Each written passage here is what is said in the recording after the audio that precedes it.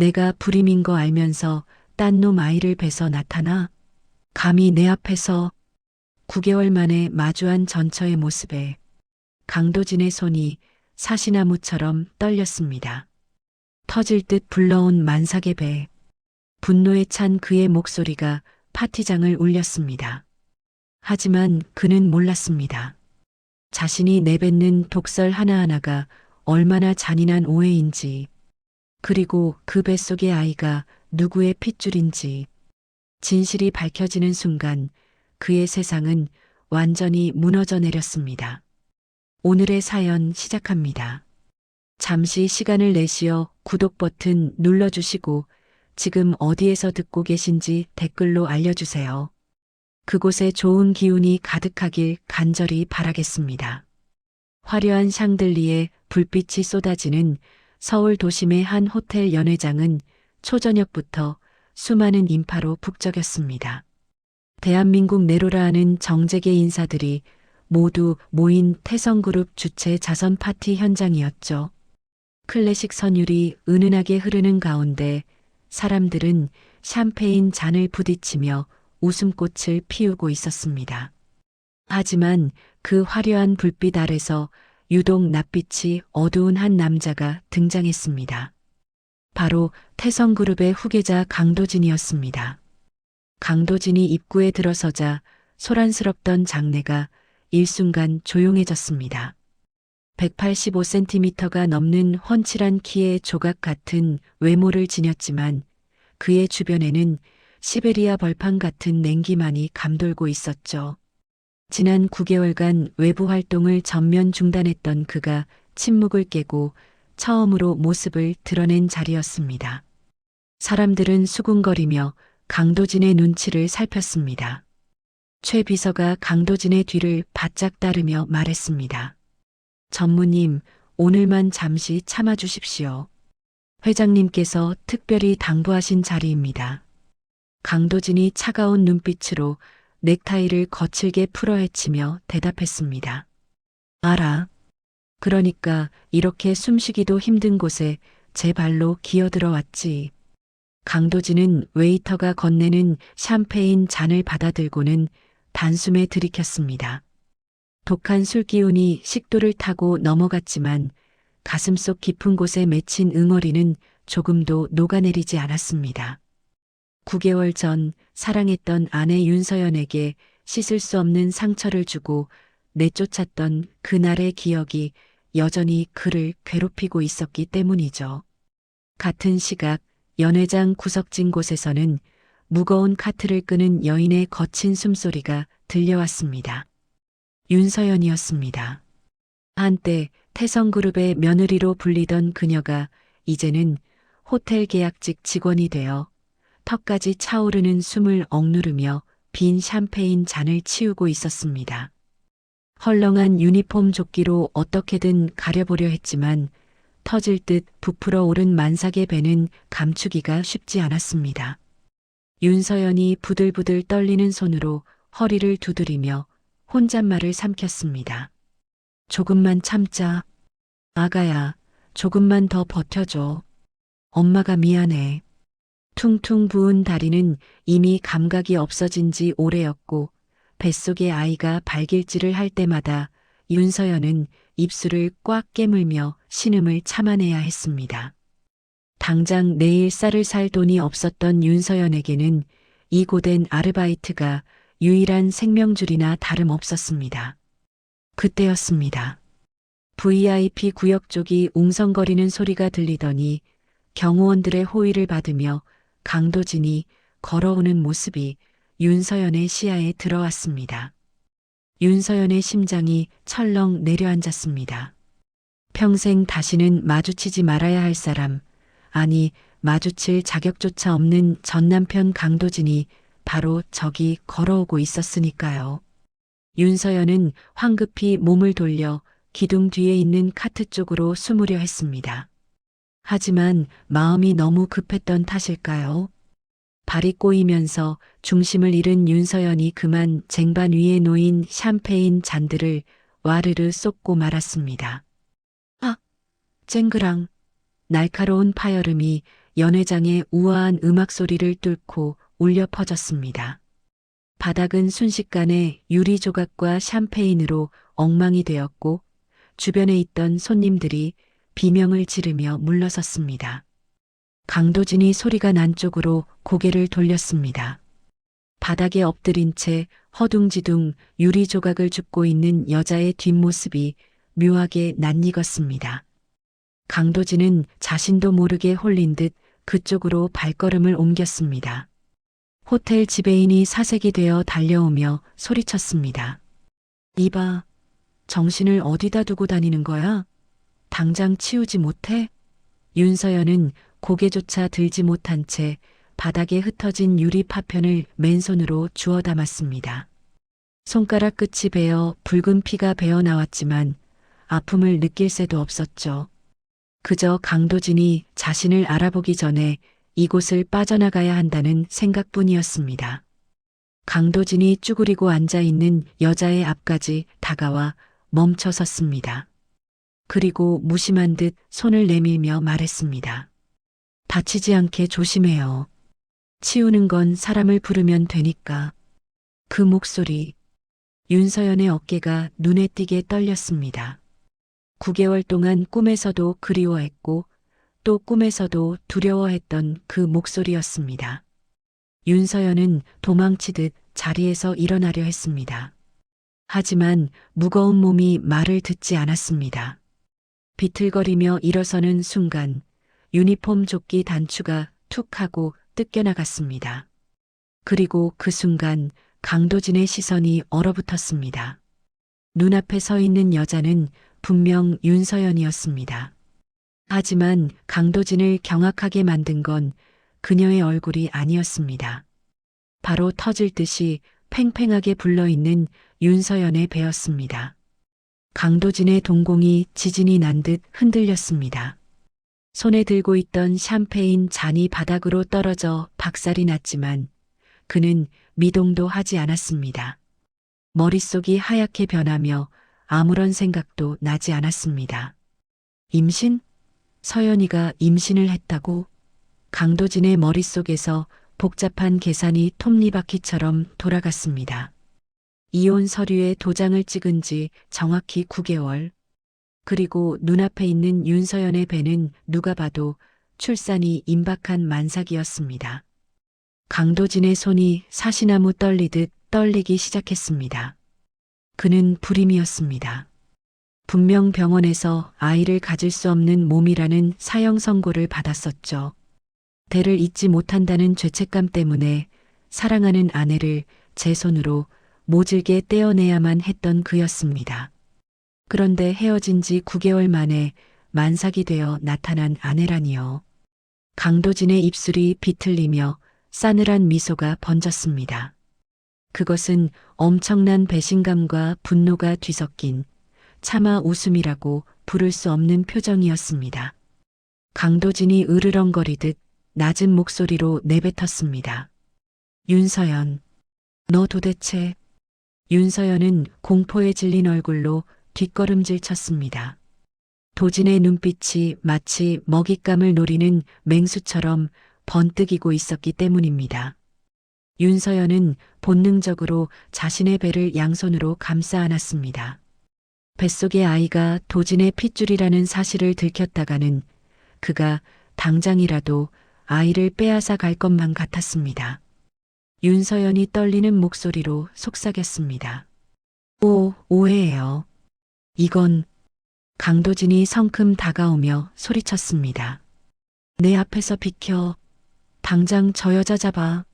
도진이 이성을 잃고 달려들려 하자 주변에 있던 경호원들이 황급히 그를 막아섰습니다. 그 틈을 타 윤서연은 주방으로 연결된 통로를 향해 죽으림을 다해 뛰기 시작했습니다. 무거운 몸이 휘청거렸지만 멈출 수 없었습니다. 경호원들에게 가로막힌 강도진의 뇌리의 9개월 전의 기억이 주마등처럼 스쳐 지나갔습니다. 당신 같은 여자 지겨워. 딴 놈이랑 놀아나는 거 다 알고 있었어. 더러우니까 내 집에서 당장 나가. 그때 윤서연에게 뒤집어 씌웠던 거짓 불륜 누명. 자신이 아이를 못 낳는 고자라는 사실을 숨기기 위해, 그리고 서연을 자유롭게 놓아주기 위해 꾸며냈던 그 거짓말이 비수가 되어 강도진의 가슴을 찔렀습니다. 설마 내가 거짓말을 했던 게 아니라 진짜였어? 내가 불임인 걸 알고나 몰래 딴 놈 씨를 받아서. 오해는 확신이 되었고 확신은 걷잡을 수 없는 증오가 되어 타올랐습니다. 강도진은 경호원들을 거칠게 밀쳐내며 고함을 질렀습니다. 이거 안 나? 저 여자 잡으란 말이야. 그 시각 윤서연은 비상계단을 힘겹게 내려가고 있었습니다. 한 계단 한 계단 내려갈 때마다 골반이 으스러지는 듯한 고통이 밀려왔지만 벽을 짚은 손을 놓을 수는 없었습니다. 식은땀이 비 오듯 쏟아져 내렸습니다. 윤서연이 거친 숨을 몰아쉬며 흐느꼈습니다. 아가야 미안해. 아빠가 우릴 보면 안 돼. 절대로. 들키면 안 돼. 아이가 도진의 아이라는 걸 알게 되면 태성그룹 사람들은 피도 눈물도 없이 아이를 뺏어갈 것이 분명했습니다. 윤서연에게는 이 아이가 세상의 전부이자 살아가는 이유였습니다. 파티장 뒷문으로 빠져나온 윤서연은 마침 지나가던 낡은 택시를 발견하고 손을 흔들었습니다. 택시가 멈춰 서자마자 그녀는 굴러들어가듯 뒷좌석에 몸을 실었습니다. 기사님, 빨리요. 제발 빨리 출발해 주세요. 택시가 막 출발하려는 찰나 뒷문을 박차고 나온 강도진이 그 모습을 목격했습니다. 비에 젖은 아스팔트 위로 멀어져가는 택시의 뒷모습. 강도진은 매서운 눈으로 택시 번호판을 노려보며 주먹을 꽉 쥐었습니다. 손바닥에 손톱이 파고들어 피가 맺혔지만 고통은 느껴지지 않았습니다. 뒤따라 나온 최 비서가 숨을 헐떡이며 물었습니다. 전무님, 괜찮으십니까? 강도진은 택시가 어둠 속으로 완전히 사라질 때까지 시선을 떼지 않은 채 지옥에서 올라온 듯한 목소리로 지시했습니다. 최 비서, 지금 당장 저 택시 추적해. 서울 바닥을 이 잡듯이 뒤져서라도 윤서연이 어디 숨어 있는지 알아내. 최 비서가 당황하며 되물었습니다. 네, 사모님을 말씀이십니까? 강도진이 고개를 돌려 최 비서를 노려보았습니다. 그 눈빛에는 서리빨 같은 살기가 어려 있었습니다. 강도진이 입술을 깨물며 짓씹듯 말했습니다. 감히 날 기만하고 딴 살림을 차려? 내 눈을 피해서 그따위 배를 하고 잘 살 수 있을 줄 알았어? 절대 용서 못해. 내가 겪은 지옥 그대로 돌려줄 거야. 멀어지는 택시 안 윤서연은 공포에 떨며 배를 쓰다듬고 있었습니다. 그리고 차가운 밤바람을 맞으며 서 있는 강도진은 복수심에 불타오르고 있었죠. 그렇게 9개월 만에 재회는 두 사람의 운명을 다시 한번 거친 폭풍 속으로 몰아넣고 있었습니다. 이 엇갈린 오해의 끝에 무엇이 기다리고 있을지 그때는 아무도 알지 못했습니다. 다음 날 아침 8시 서울의 화려한 스카이라인이 내려다 보이는 곳과는 정반대인 가파른 언덕길 꼭대기에 허름한 달동네. 이곳에 어울리지 않는 검은 세단 한 대가 위태롭게 골목길을 올라와 멈췄습니다. 차 문이 열리고 강도진이 내렸습니다. 고급 수트를 차려입은 그의 모습은 낡고 바랜 동네 풍경과 기묘한 부조화를 이루고 있었죠. 최 비서가 알려준 주소는 산동네 중에서도 가장 꼭대기, 금방이라도 무너질 듯한 낡은 주택의 쪽방이었습니다. 강도진은 삐걱거리는 녹슨 대문을 열고 들어섰습니다. 신발조차 벗지 않고 들어선 방 안은 냉골 그 자체였어요. 벽지 곳곳에는 거무튀튀한 곰팡이가 피어 있었고 천장 모서리에는 빗물이 샌 흔적이 얼룩져 있었습니다. 강도진이 방 한가운데 서서 주먹을 꽉 쥐었습니다. 겨우 이딴 곳에서 살려고 그 난리를 치고 나갔나. 대한민국 최고 재벌가 태성그룹의 안주인이었던 여자가 이혼 9개월 만에 이런 누추한 곳으로 추락했다는 사실에 강도진은 묘한 희열을 느꼈습니다. 자신을 배신한 대가라고 생각했으니까요. 하지만 동시에 얇은 이불 한 장 덜렁 놓인 차가운 방바닥을 보자 가슴 한구석이 욱신거리는 연민 또한 지울 수 없었습니다. 그때 끼익하는 소리와 함께 현관문이 열렸습니다. 누구? 헉! 아침 시장에서 콩나물과 두부를 사들고 들어오던 윤서연이 강도진을 보고 숨을 들이켰습니다. 너무 놀란 나머지 들고 있던 검은 비닐봉지를 바닥에 떨어뜨렸고 하얀 두부가 으깨지며 바닥에 흩어졌습니다. 강도진이 천천히 고개를 돌려 윤서연을 노려보았습니다. 그의 시선은 서연의 얼굴을 지나 펑퍼짐한 인부복 위로 솟아오른 배에 꽂혔습니다. 강도진이 싸늘하게 비웃으며 말했습니다. 꼴 좋군. 태성그룹 며느리 윤서연이 고작 이런 달동네 쪽방 신세라니. 윤서연은 떨리는 손으로 배를 가리며 뒷걸음질 쳤습니다. 여긴 어떻게 알고 왔어요? 돌아가요. 우린 이미 남남이잖아요. 윤서연의 말에 강도진의 눈썹이 꿈틀거렸습니다. 남남이라는 단어가 도진의 이성을 끊어놓는 기폭제가 되었죠. 강도진은 성큼성큼 다가가 바닥에 널브러진 밥상을 발로 걷어찼습니다. 와장창 소리와 함께 밥상이 벽에 부딪혀 박살이 났습니다. 강도진이 서연의 어깨를 거칠게 잡아채며 윽박질렀습니다. 남남? 그래, 남남이지. 그런데 그 배는 뭐야? 도대체 누구 씨를 받아서 배가 남산만 해졌냐고. 윤서연은 입술을 피가 나도록 깨물며 고개를 돌렸습니다. 사실대로 말할 수 없었습니다.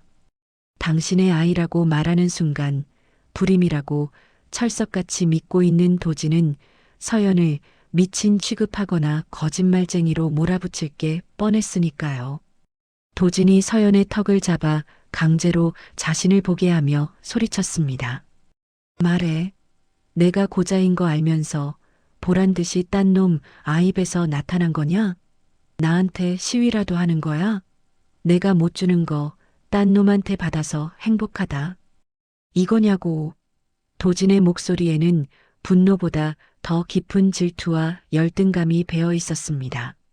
자신이 결코 줄 수 없다고 믿었던 아이를 가진 서연을 보며 도진은 상상 속의 아이 아빠에게 끔찍한 살이마저 느꼈습니다. 윤서연은 도진의 흔들리는 눈동자를 보며 눈물을 삼켰습니다. 제발 그만해요. 그냥 가주세요. 부탁이에요. 끝까지 아이 아빠에 대해 입을 다무는 서연의 태도에 도진은 허탈한 웃음을 터뜨렸습니다. 그 침묵이 곧 긍정이라 생각했기 때문입니다. 강도진이 잡고 있던 서연의 어깨를 밀치며 차갑게 내뱉었습니다. 그래, 대단한 사랑 나셨네. 그렇게 감싸고 도는 거 보니까. 도진은 몸을 돌려나가려다 말고 문고리를 잡은 채 서늘한 경고를 남겼습니다. 명심해. 그 핏덩이 태어나면 절대 내 눈앞에 띄지 않게 해. 내 눈에 띄는 순간 그 아이도 너도 온전치 못할 테니까. 쾅! 문이 닫히고 도진의 발자국 소리가 멀어지자 윤서연은 다리에 힘이 풀려 주저앉았습니다. 참았던 눈물이 본물 터지듯 쏟아졌습니다. 흐흑. 아니에요. 당신 아이란 말이에요. 도진 씨 아이야. 윤서연이 오열하는 사이 얇은 방문 밖에서는 누군가 귀를 대고 이 모든 대화를 엿듣고 있었습니다. 바로 옆방에 사는 수다쟁이 박씨 아줌마였습니다. 눈이 휘둥그레진 박씨는 조용히 골목으로 빠져나가 휴대전화를 꺼내 들었습니다. 그녀는 돈을 받고 동네에 수상한 소문을 파는 정보원이기도 했거든요. 여보세요? 거기 사모님 댁이죠? 여기 대박 사건이 하나 있는데 말이야. 그 태성그룹에서 쫓겨난 젊은 여자 있잖아요. 글쎄, 배가 이따만하게 불렀는데. 같은 시각, 태성그룹 본가. 호화로운 응접실에서 우아하게 찻잔을 들고 있던 최란주 여사의 손이 멈칫했습니다.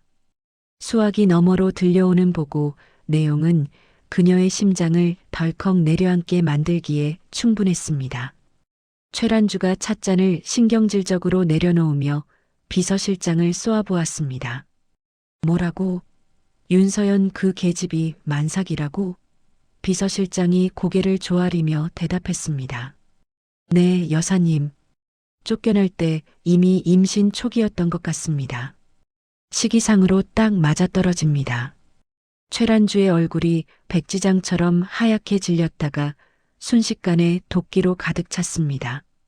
그녀는 도진이 불임이라는 진단서를 조작해 이혼을 시켰습니다. 즉, 도진은 멀쩡한 남자였고 서연의 뱃속에 있는 아이는 도진의 핏줄일 가능성이 매우 높았습니다. 최란주가 벌떡 일어나며 소리를 질렀습니다. 안 돼. 절대 안 돼. 내 아들 우진이가 회장 자리에 앉아야 해. 그런데 적통 후계자가 나타나면 모든 게 물거품이 되잖아. 그녀의 손끝이 파르르 떨렸습니다.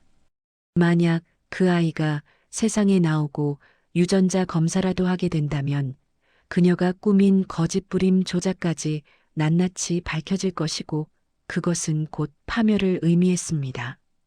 최란주가 표독스러운 눈빛으로 비서실장에게 명령했습니다. 오늘 밤 당장 처리해. 출산? 세상 빛도 못 보게 만들어버려.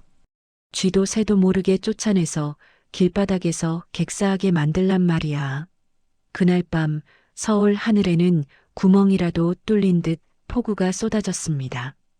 서연이 사는 달동네에도 세찬 비바람이 몰아쳤습니다. 쾅쾅쾅. 서연의 집 문을 부술 듯 두드리는 소리에 웅크리고 있던 서연이 깜짝 놀라 일어났습니다. 누구세요? 문이 부서져라 열리더니 험상궂은 용역 깡패들이 흙투성이 신발을 신은 채 방 안으로 들이닥쳤습니다. 용역 반장이 껌을 짝짝 씹으며 소리쳤습니다. 아줌마, 집주인이 바뀌었어. 밀린 월세도 못 낸다며? 당장 방 빼. 윤서연이 배를 감싸며 애원했습니다. 무슨 소리예요? 월세는 제 날짜에 꼬박꼬박 냈어요. 그리고 비가 이렇게 오는데 어딜 나가라고. 하지만 깡패들은 서연의 말을 들으려 하지 않았습니다. 그들은 다짜고짜 서연의 이불과 옷가지를 빗물 고인 마당으로 집어 던졌습니다. 안 돼요. 제발 이러지 마세요. 깡패 한 명이 서연의 팔을 잡아 질질 끌어냈습니다. 서연은 문틀을 잡고 버텼지만 만삭의 몸으로 건장한 남자를 당해낼 재간이 없었습니다. 결국 서연은 차가운 진흙탕 바닥으로 내동댕이 쳐졌습니다. 쏟아지는 빗줄기가 서연의 몸을 사정없이 때렸습니다. 얇은 인부복은 순식간에 젖어들었고 한기가 뼛속까지 스며들었습니다. 용역 반장이 대문을 걸어 잠그며 침을 뱉었습니다. 재수없게 임산부라 봐준 줄 알아. 얼씬도 하지 마. 쫓겨난 서연은 가재도구 하나 챙기지 못한 채 빗속을 헤매야 했습니다. 도진 씨, 살려줘. 우리 아기. 가로등 하나 없는 어두운 골목길을 걷던 서연이 갑자기 배를 움켜쥐었습니다. 극심한 복통이 아랫배를 강타했습니다. 눈앞이 핑 돌고 다리 사이로 뜨거운 것이 흐르는 느낌이 들었습니다. 서연은 비명을 지를 힘도 없이 빗물 고인 아스팔트 위에 쓰러졌습니다. 그때 멀리 주차된 차 안에서 이 모든 상황을 지켜보던 한 남자가 있었습니다. 도진이 붙여둔 수행 비서였습니다. 그는 도진의 지시대로 서연을 감시만 하려 했으나 상황이 심상치 않음을 직감했습니다. 수행 비서가 다급하게 휴대전화를 들어 도진에게 전화를 걸었습니다. 신호음이 길게 이어지는 1초, 1초가 억겁의 시간처럼 느껴졌습니다. 한편 태성그룹 본사 대회의 실 강도진은 임원들과 함께 긴급 전략 회의를 주재하고 있었습니다. 분위기는 무거웠고 도진의 표정은 날카로웠습니다. 그때 테이블 위에 올려둔 도진의 휴대전화가 진동했습니다. 도진은 무시하려 했지만 발신자가 서연을 감시하라고 붙인 수행 비서임을 확인하고 미간을 찌푸렸습니다. 그는 한 손을 들어 회의를 중단시키고 전화를 받았습니다. 무슨 일이야? 보고는 나중에 하라고 했대. 수화기 너머로 비서의 다급한 목소리가 터져 나왔습니다. 전무님, 큰일 났습니다. 사모님이 쫓겨나서 빗속에 쓰러지셨습니다. 출혈이 있는 것 같습니다. 의식이 없으세요. 그 순간 강도진의 심장이 멎는 듯 했습니다. 회의실의 공기가 일순간 멈춘 것 같았죠. 도진이 자리를 박차고 일어나며 고함을 질렀습니다. 뭐라고? 위치가 어디야? 당장 구급차 불렀어? 임원들이 놀란 눈으로 도진을 쳐다봤지만 도진의 눈에는 아무것도 보이지 않았습니다. 아침에 내뱉었던 내 눈앞에 띄지 말라는 독설은 온데간데 없이 사라졌습니다. 머릿속에는 오직 하나, 빗속에 쓰러져 죽어가는 서연의 모습만이 가득 찼습니다. 도진이 재킷을 챙길 새도 없이 회의실 문을 걷어차고 뛰쳐나갔습니다. 젠장, 서연아, 조금만 기다려, 제발. 도진은 주차장으로 달려가 자신의 스포츠카에 시동을 걸었습니다. 엔진 굉음과 함께 차가 빗속을 뚫고 미친 듯이 질주하기 시작했습니다. 빗방울이 앞유리를 때려 시야를 가렸지만 도진은 엑셀을 끝까지 밟았습니다. 그가 그토록 증오한다고 믿었던 여자를 사실은 누구보다 살리고 싶어하는 본능이 이성을 집어삼킨 밤이었습니다. 1시간 뒤 태성대학병원 응급실. 요란한 사이렌 소리와 함께 구급차가 미끄러지듯 멈춰 섰습니다. 뒷문이 열리자마자 비에 흠뻑 젖은 강도진이 튀어나왔습니다. 이동식 침대 위에는 창백하게 질린 윤서연이 산소 마스크를 쓴 채 실려 나오고 있었죠. 강도진이 의료진을 붙잡고 짐승처럼 울부짖었습니다. 살려내. 무슨 짓을 해서라도 살려내란 말이야. 태성그룹 재단을 다 팔아서라도 살려. 의사들과 간호사들이 다급하게 침대를 밀며 소생실로 향했습니다. 강도진은 닫히는 자동문 앞에서 경호원들에게 제지당하며 바닥을 주먹으로 내리쳤습니다. 피 묻은 손에서 붉은 선혈이 튀었지만 강도진의 눈에는 오직 윤서연의 창백한 얼굴만이 박혀 있었습니다. 잠시 후 응급실 당직 의사가 급하게 호출을 받고 달려왔습니다. 과거 강도진에게 무정자증 불임이라는 사형 선고를 내렸던 산부인과 전문의 김닥터였습니다. 김닥터는 VIP 환자가 실려왔다는 소식에 안경을 고쳤으며 차트를 집어들었습니다. 김닥터가 간호사에게 물었습니다. 환자 상태가 어때? 산모와 태아 바이탈 체크했어? 간호사가 다급하게 대답했습니다. 산모는 저열량 쇼크 상태고요. 태아 심박수가 급격히 떨어지고 있습니다. 출혈이 심해서 당장 수혈하고 수술 들어가지 않으면 둘 다 위험합니다. 김닥터는 고개를 끄덕이며 차트를 넘기던 손을 멈칫했습니다. 환자 정보란에 적힌 특이사항을 본 순간 그의 눈동자가 지진이 난 듯 흔들렸기 때문입니다. 특이사항 냉동 정자 인공수정 시술. 김닥터의 입술이 파르르 떨리기 시작했습니다. K-DJ-8809. 그 번호는 김닥터가 너무나 잘 아는 번호였습니다. 5년 전 강도진이 익스트림 스포츠를 즐기던 시절 만약의 사고를 대비해 태성병원에 비밀리에 냉동해 두었던 정자 고유 식별 번호였으니까요. 김닥터가 식은땀을 흘리며 중얼거렸습니다. 이게 왜? 서연님이 이걸 어떻게 해? 그때 기계음이 요란하게 울리며 태아의 심박수를 알리는 모니터에 빨간불이 들어왔습니다. B-, B-, B-. 간호사가 소리쳤습니다. 과장님, 태아 심박수 60 이하로 떨어집니다. 당장 보호자동에 받고 응급 제왕절개에 들어가야 합니다. 김 닥터는 눈앞이 캄캄해졌습니다. 지금 수술실에 누워있는 저 아이는 딴 놈의 아이가 아니라 강도진의 유일한 적통이자 태성그룹의 후계자였습니다. 만약 자신의 오판이나 지체로 이 아이가 잘못된다면 훗날 모든 사실이 밝혀졌을 때 자신은 단순히 의사 면허 박탈로 끝나지 않을 것이란 공포가 엄습했습니다. 김 닥터는 떨리는 다리를 이끌고 대기실로 나갔습니다. 젖은 옷을 입은 채 머리를 감싸 쥐고 있던 강도진이 김 닥터를 보자마자 달려들어 멱살을 잡았습니다. 강도진이 살기가 등등한 눈으로 소리쳤습니다. 왜 이제 나와? 서연이 상태는 어떤 거야? 김 닥터가 숨을 헐떡이며 말했습니다.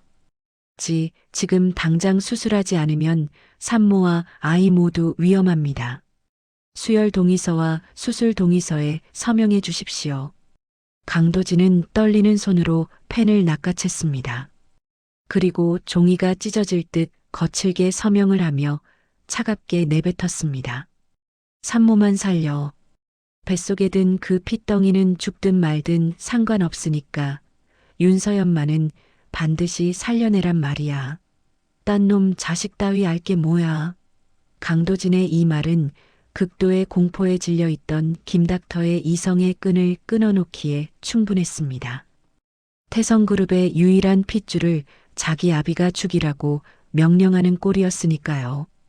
김 닥터는 죄책감과 압박감, 그리고 터질 듯한 진실의 무게를 더 이상 견딜 수가 없었습니다. 김 닥터가 비명을 지르듯 토해냈습니다. 아닙니다. 딴 놈 자식이 아니에요. 회장님 아이란 말입니다. 순간 소란스럽던 응급실 복도에 정적이 흘렀습니다. 강도진이 서명하던 손을 멈추고 천천히 고개를 들어 김 닥터를 바라보았습니다. 이해할 수 없는 말을 들었다는 듯 미간이 깊게 파였습니다. 강도진이 낮게 으르렁거렸습니다. 뭐, 그게 무슨 개소리야. 내가 고자인 거 세상에서 제일 잘 아는 놈이 너잖아. 내 놈 입으로 불임 판정 내려놓고 지금 장난해? 김 닥터는 다리에 힘이 풀려 바닥에 털썩 주저앉았습니다. 그리고 바닥에 머리를 쿵쿵 찌으며 오열하기 시작했습니다. 죽을 죄를 지었습니다. 전무님. 아니 회장님. 사실 전무님은 불임이 아니십니다. 모든 게 조작된 겁니다. 강도진이 김 닥터의 멱살을 다시 끌어올리며 벽으로 밀어붙였습니다. 똑바로 말해. 조작이라니 그게 무슨 소리야. 김 닥터가 눈물 콧물 범벅이 된 얼굴로 다급하게 실토했습니다. 최란주 여사님이 시켰습니다. 전무님을 불임으로 만들어서 이혼시키라고. 안 그러면 제 가족을 가만두지 않겠다고 협박해서 가짜 진단서를 썼습니다. 강도진의 손에서 힘이 빠져나갔습니다. 뇌가 정지한 듯 아무런 사고도 할 수 없었습니다. 믿었던 의사, 아니 자신의 인생을 송두리째 흔들었던 그 진단이 모두 계모의 사주였다는 사실에 현기증이 일었습니다.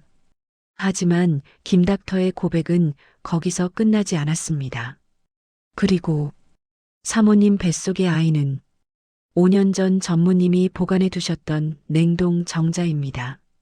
사모님이 쫓겨나기 직전에 저를 찾아오셔서 지푸라기라도 잡고 싶다고 제발 시술해달라고 무릎 꿇고 비셨습니다. 제가 마지막 양심으로 몰래 시술해드린 겁니다. 쾅! 강도진의 세상이 무너져 내렸습니다. 자신이 아이를 못 낳는 몸이라 믿고 서연을 밀어냈던 그 시간들. 다른 남자의 아이를 가졌다고 오해하며 서연에게 쏟아부었던 모진 말들. 빗속으로 쫓아내고 밥상을 엎으며 경멸했던 자신의 추악한 행동들. 그 모든 순간 윤서연은 강도진의 핏줄을 품고 홀로 견뎌내고 있었던 것입니다. 강도진이 비틀거리며 뒷걸음질 쳤습니다. 아, 아. 강도진의 입에서 짐승의 신음 같은 소리가 터져나왔습니다. 그는 그대로 차가운 병원 바닥에 무릎을 꿇었습니다. 가슴을 쥐어뜯으며 통곡했습니다. 내가 내 새끼를, 내 아내를 죽일 뻔했어. 서연아, 서연아 미안해. 그 시각 수술실 문이 열리고 의료진이 다급하게 이동 침대를 끌고 나왔습니다. 응급처치는 끝났지만 상태가 위중해 중환자실로 옮겨야 하는 상황이었습니다.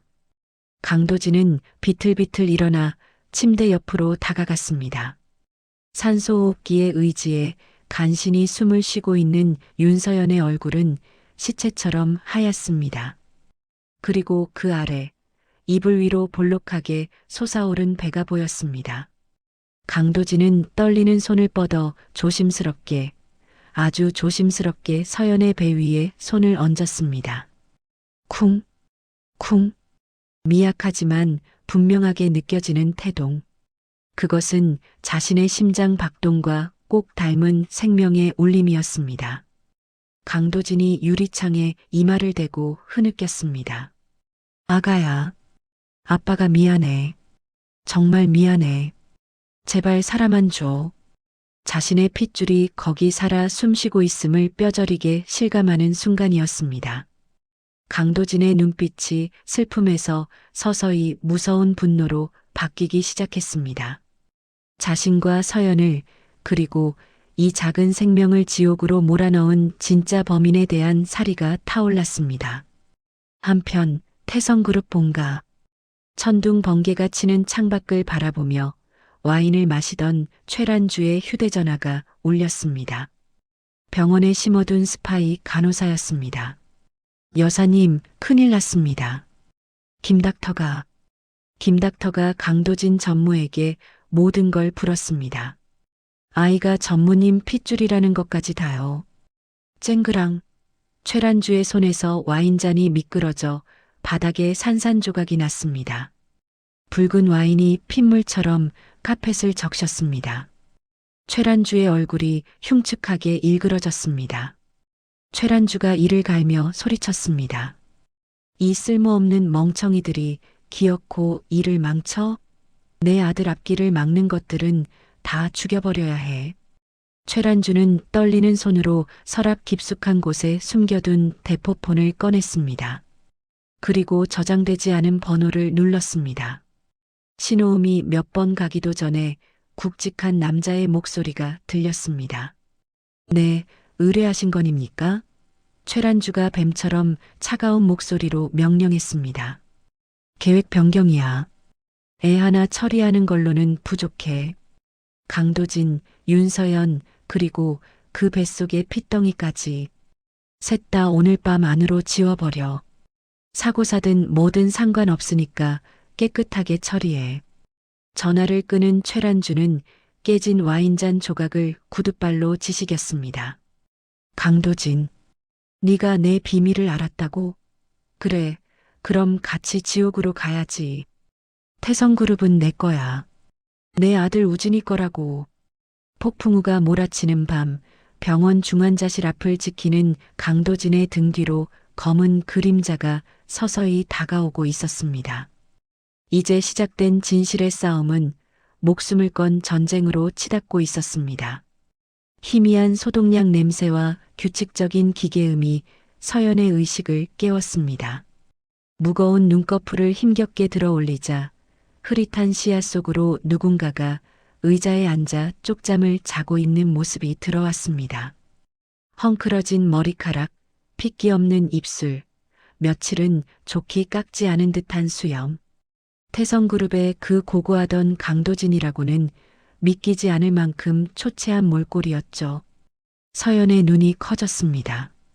지난밤의 공포스러운 기억이 파도처럼 밀려왔기 때문입니다. 서연이 비명을 삼키며 몸을 일으키려 했습니다. 손등에 꽂힌 링거 바늘이 살을 찌르며 역류했지만 아픔을 느낄 겨를도 없었습니다.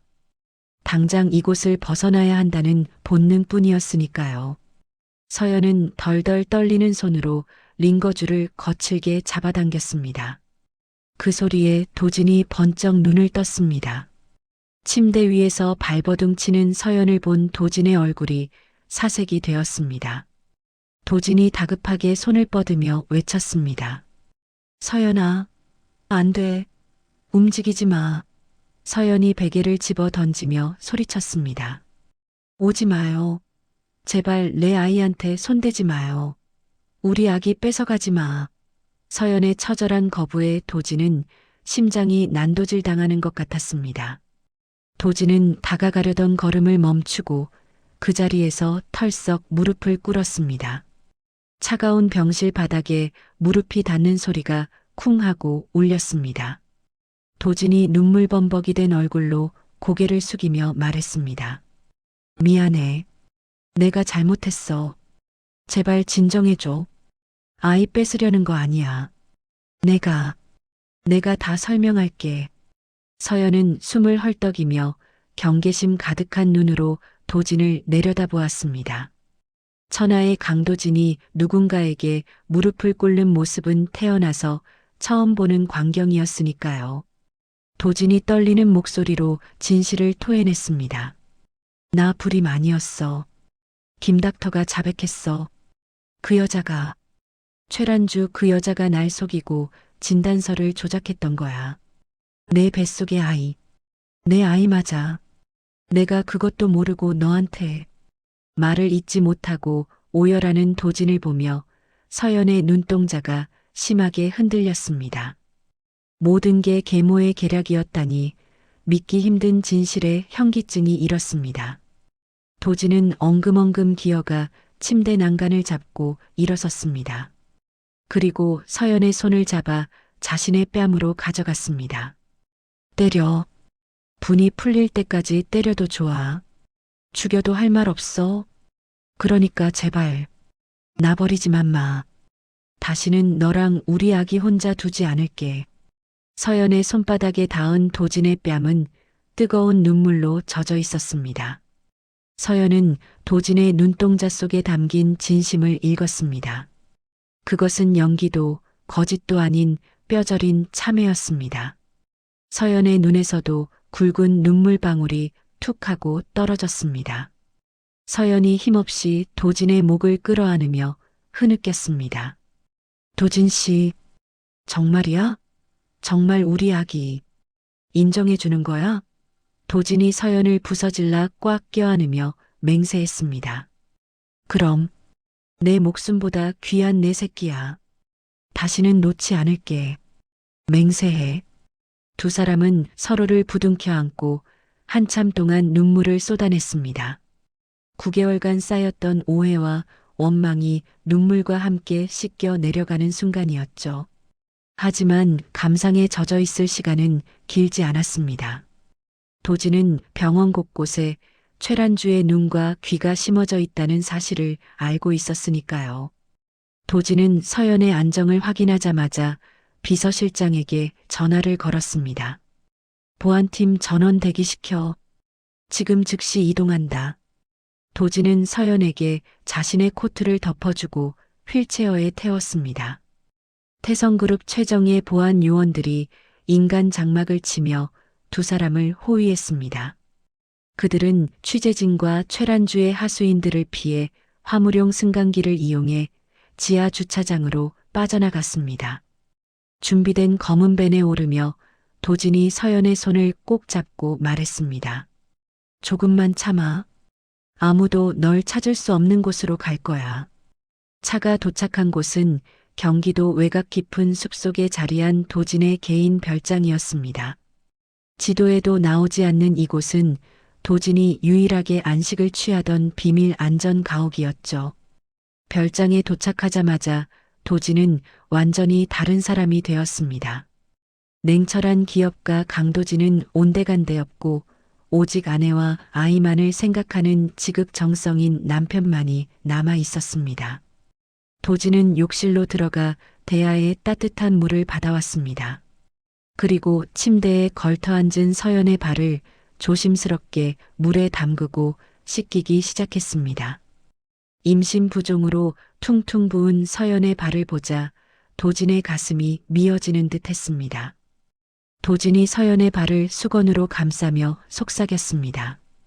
발이 이렇게 부을 동안 난 아무것도 모르고 미안해, 정말 미안해. 서연이 쑥스러운 듯 발을 빼려 하며 말했습니다. 이러지 마요. 당신 이런 거 해본 적 없잖아요. 도진은 고개를 저으며 서연의 발등에 입을 맞췄습니다. 아니, 앞으론 매일 해줄 거야. 평생 내 손발이 되어줄게. 도진은 직접 끓인 죽을 호호 불어가며 서연의 입에 떠넣어 주었습니다. 서연이 한 숟가락을 삼킬 때마다 도진의 표정에는 안도감이 번졌습니다.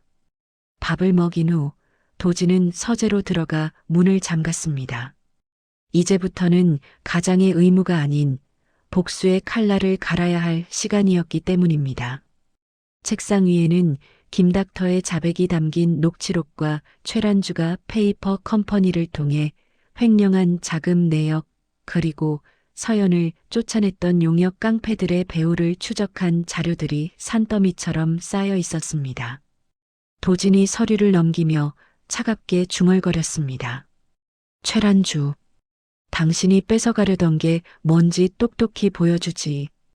도진은 일주일 뒤 열릴 임시 주주총회야말로 최란주를 단매에 처단할 수 있는 완벽한 타이밍이라고 판단했습니다. 그는 변호인단과 통화하며 빈틈없는 시나리오를 짰습니다. 밤이 깊어지자 도진은 다시 안방으로 돌아왔습니다. 침대에 누워있던 서연이 도진을 보며 옅은 미소를 지었습니다. 안색이 한결 편안해진 모습이었습니다. 서연이 자신의 배 옆을 톡톡 두드리며 말했습니다. 이리 와봐요. 아기가 아빠를 찾는 것 같아요. 도진은 조심스럽게 침대 위로 올라가 서연의 옆에 누웠습니다. 서연이 도진의 크고 따뜻한 손을 잡아 자신의 불룩한 배 위에 올렸습니다. 그 순간이었습니다. 꿀렁. 도진의 눈이 휘둥그레졌습니다. 손바닥을 통해 묵직하고 힘찬 진동이 전해졌습니다. 그것은 생애 처음 느껴보는 경이로운 감각이었습니다. 도진이 숨을 멈추고 물었습니다. 방금 이거 태동이야? 서연이 고개를 끄덕이며 웃었습니다. 네. 아빠가 온 걸 아나 봐요. 이렇게 세게 차는 건 처음이에요. 도진은 벅차오르는 감정을 주체하지 못하고 배 위에 얼굴을 묻었습니다. 그리고 떨리는 목소리로 아이에게 말을 걸었습니다. 아가야, 아빠야. 못난 아빠가 너무 늦게 알아봐서 미안해. 아빠가 우리 아가랑 엄마 세상에서 제일 행복하게 해줄게. 사랑한다. 도진의 눈물이 서연의 인부복을 적셨습니다. 서연은 도진의 머리를 쓰다듬으며 행복한 눈물을 흘렸습니다. 폭풍이 몰아치기 전 두 사람에게 찾아온 짧지만 더없이 소중한 평화였습니다. 하지만 그 평화는 오래가지 못할 운명이었습니다. 같은 시각 태성그룹 본가. 최란주는 분노로 이성을 잃고 방 안의 집기들을 모조리 때려 부수고 있었습니다. 도진이 서연을 빼돌렸다는 보고를 받은 직후였습니다. 최란주가 깨진 화병 조각을 밟으며 고함을 질렀습니다. 찾아. 당장 찾아내. 쥐새끼처럼 어디 숨었는지 알아내란 말이야. 그녀의 앞에 선 비서실장은 고개를 푹 숙인 채 식은 땀만 흘리고 있었습니다. 최란주는 핏발선 눈으로 달력을 노려보았습니다. 일주일 뒤 임시 주주총회 날짜에 붉은 동그라미가 쳐져 있었습니다. 최란주가 섬뜩한 미소를 지으며 전화기를 들었습니다. 못 찾겠으면 나오게 만들어야지. 주주총회 날. 강도진 그놈은 절대로 회의장에 들어오지 못할 거야. 그녀는 어둠의 해결사에게 전화를 걸어 짧고 굵은 지시를 내렸습니다. 주주총회 당일 아침 강도진이 타는 차를 덤프트럭으로 밀어버려 단순 교통사고로 위장해서 아주 끔찍하게 처리해 전화를 끄는 최란주의 얼굴에는 악마 같은 그림자가 드리워졌습니다. 다시 안전가옥. 창밖에는 부슬비가 내리고 있었습니다. 도진은 잠든 서연을 뒤에서 꼭 끌어안았습니다. 서연의 규칙적인 숨소리와 아이의 태동을 느끼며 도진은 밤새 잠들지 못하고 어둠 속을 응시했습니다. 내일이면 세상의 모든 진실을 밝히고 싸워야 합니다. 하지만 오늘 밤만큼은 이 따스한 온기를 지키고 싶었습니다. 도진이 서연의 어깨에 입을 맞추며 속으로 다짐했습니다. 누구도 널 건드리지 못해. 내 목숨을 바쳐서라도 지킬 거야. 폭풍전야의 고요함 속에서 두 사람의 운명을 건 마지막 일주일이 그렇게 흘러가고 있었습니다. 일주일 뒤 태성그룹 본사 대강당. 임시 주주총회가 열리는 회의장은 시작 전부터 팽팽한 긴장감이 감돌았습니다.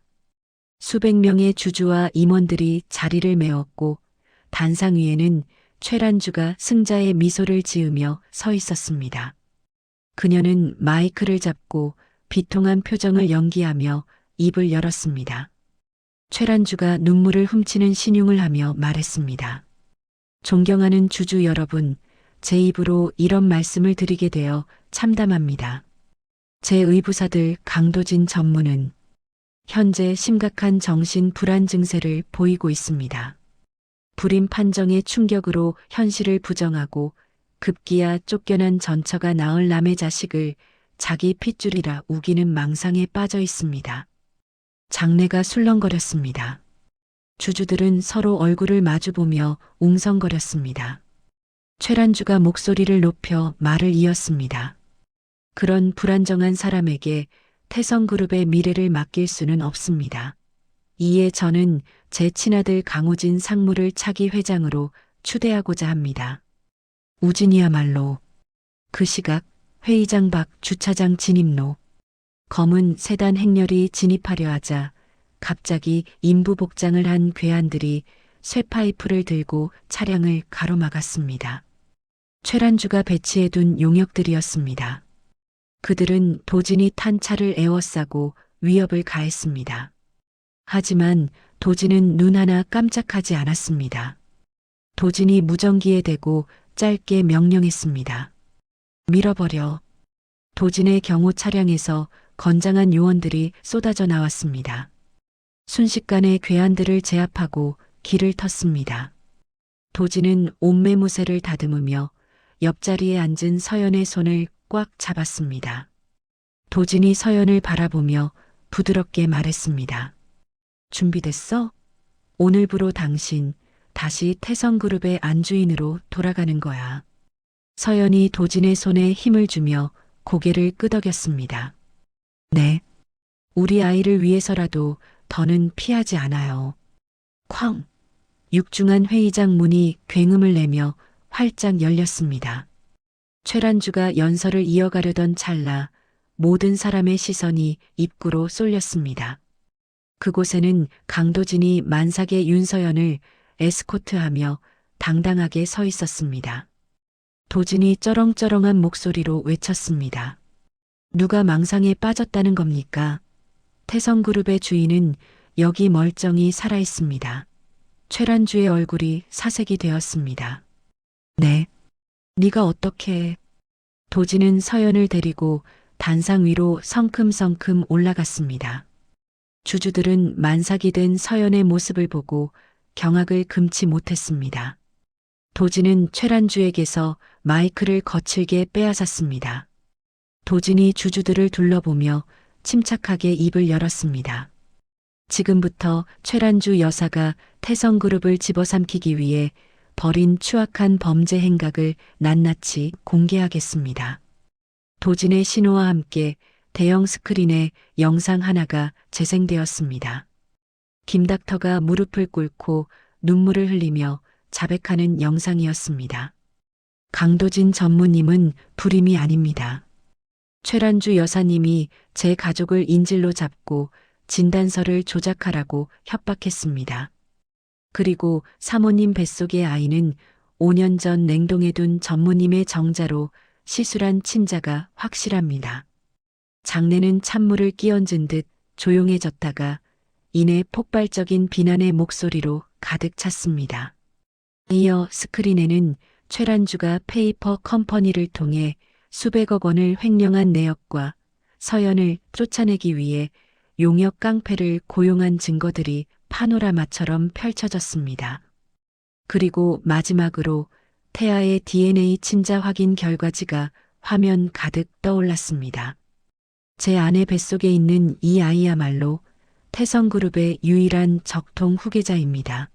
저 강도진은 제 아내와 아이 그리고 회사를 지키기 위해 이 자리에서 최란주의 해임을 건의합니다. 주주들이 자리에서 일어나 환호하며 박수를 보냈습니다.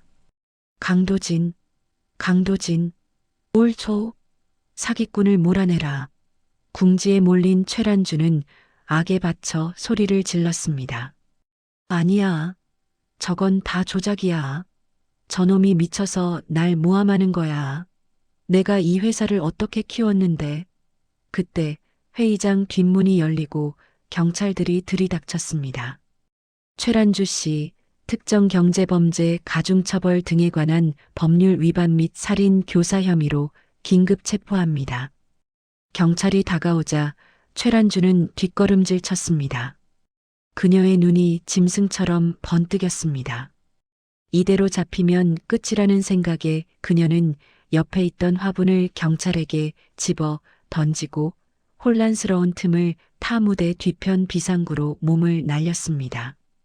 거기서 경찰들이 뒤를 쫓았지만 회의장은 흥분한 주주들과 취재진으로 아수라장이 되어 범인 검거가 지연되었습니다. 도지는 도망치는 최란주를 보며 이를 갈았지만 옆에서 배를 잡고 휘청이는 서연을 먼저 챙겨야 했습니다. 서연아, 괜찮아? 놀랐지? 서연이 가쁜 숨을 몰아쉬며 미소 지었습니다. 괜찮아요. 드디어 끝났네요. 도지는 주주들에게 정중히 고개를 숙여 감사를 표했습니다. 감사합니다. 조속히 회사를 정상화하겠습니다. 그리고 제 아내 윤서연을 본래의 자리로 복권시키겠습니다. 우레와 같은 박수 소리 속에서 도진과 서연은 서로를 마주보며 안도의 눈빛을 교환했습니다. 길고 길었던 싸움에서 승리했다는 확신이 두 사람을 감쌌습니다. 주주총회가 성공적으로 끝나고 2시간 뒤 도진과 서연은 긴장이 풀린 채 근처 백화점으로 향했습니다. 그동안 숨어 지내느라 아이용품 하나 제대로 장만하지 못한 것이 마음에 걸렸던 도진이 고집을 부린 탓이었습니다. 백화점 유아용품 매장은 파스텔톤의 아기자기한 물건들로 가득했습니다. 서연은 자그마한 베넷 저고리를 들어보며 아이처럼 기뻐했습니다. 서연이 베넷 저고리를 도진의 가슴에 대보며 웃었습니다. 이거 봐요. 정말 작죠? 우리 아기가 이걸 입는다고 생각하니까 벌써 가슴이 떨려요. 도진은 서연의 허리를 감싸며 행복한 미소를 지었습니다. 다 사. 이 매장에 있는 거 다 사도 돼. 우리 아들한테는 최고만 입히고 싶어. 서연이 도진의 코를 살짝 꼬집으며 말했습니다. 또 허세 부린다. 딱 필요한 것만 살 거예요. 아, 저기 신발 너무 귀엽다. 저것도 좀 보고 올게요. 서연이 신발 코너로 걸어가자 도진은 계산을 하기 위해 카운터로 향했습니다. 여기 있는 거랑 저쪽에 유모차까지 전부 배송해 주세요. 도진이 카드를 건네고 서명을 하는 짧은 순간이었습니다. 도주 중이던 최란주가 마지막 발악으로 매수해둔 납치범들이 매장 근처를 서성이고 있었습니다. 그들은 보안이 허술한 틈을 타 쇼핑에 정신이 팔린 서연의 뒤로 소리 없이 접근했습니다. 서연이 손바닥만 한 아기 신발을 들고 미소 짓고 있을 때 등 뒤로 검은 그림자가 드리워졌습니다. 서연이 인기척을 느끼고 고개를 돌리려는 순간 손수건이 서연의 입과 코를 틀어막았습니다. 흡, 흡. 서연의 비명은 두꺼운 손수건에 막혀 새어나오지 못했습니다. 납치범들은 순식간에 서연을 부축하는 척하며 비상용 엘리베이터 쪽으로 끌고 갔습니다. 서연의 손에서 떨어진 아기 신발 한 짝만이 바닥에 덩그러니 남았습니다. 결제되셨습니다, 고객님. 직원의 말에 도진이 카드를 받아들고 뒤를 돌았습니다. 서연아, 이제 가자. 맛있는 거 먹으러. 하지만 서연이 서 있어야 할 자리에는 아무도 없었습니다. 도진의 미소가 서서히 굳어졌습니다.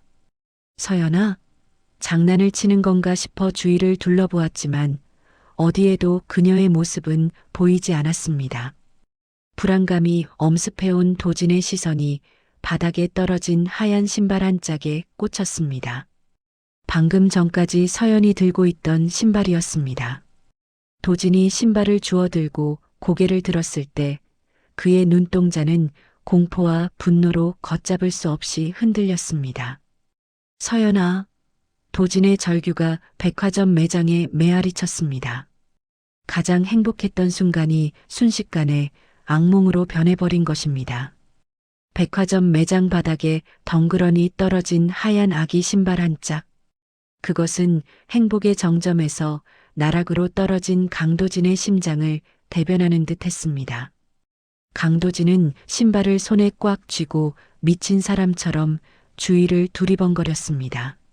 서연아, 윤서연, 목이 터져라 이름을 불렀지만 돌아오는 것은 쇼핑객들의 의아한 시선과 웅성거림 뿐이었습니다. 강도진의 등줄기로 식은 땀이 비 오듯 흘러내렸습니다. 불길한 예감이 전신을 휘감았습니다. 강도진은 곧장 안내 데스크를 뛰어넘어 보안실로 향했습니다. 앞을 막아서는 보안 요원의 멱살을 잡고 밀어붙이며 소리쳤습니다. CCTV 당장 돌려. 내 아내가 사라졌단 말이야. 보안실 모니터 수십 개가 번쩍거리고 있었습니다. 강도진은 핏발선 눈으로 화면들을 훑어내렸습니다. 그리고 3번 화물용 승강기 앞을 비추는 화면에서 멈췄습니다. 검은 모자를 푹 눌러 쓴 사내 둘이 윤서연의 입을 틀어막고 강제로 끌고 들어가는 장면이 선명하게 찍혀 있었습니다. 윤서연이 떨어뜨린 신발 한 짝이 화면 구석에서 뒹굴고 있었습니다. 강도진이 주먹으로 책상을 내리치며 절규했습니다. 으악, 죽여버릴 거야. 감히 내 사람을 건드려. 강도진은 바람처럼 보안실을 뛰쳐나갔습니다. 엘리베이터를 기다릴 새도 없이 비상계단 난간을 뛰어넘으며 지하 주차장으로 질주했습니다. 심장이 터질 듯 뛰었지만 머릿속은 오직 하나, 서연을 구해야 한다는 생각으로 차갑게 식어 있었습니다. 지하 4층 주차장에 도착했을 때 막 시동을 걸고 급출발하는 은색 승합차 한 대가 도진의 시야에 들어왔습니다. 썬팅이 짙게 된 그 차는 타이어 타는 냄새를 풍기며 출구 쪽으로 돌진하고 있었습니다. 강도진은 망설임 없이 자신의 스포츠카에 올라탔습니다. 절대 못 도망가. 부앙.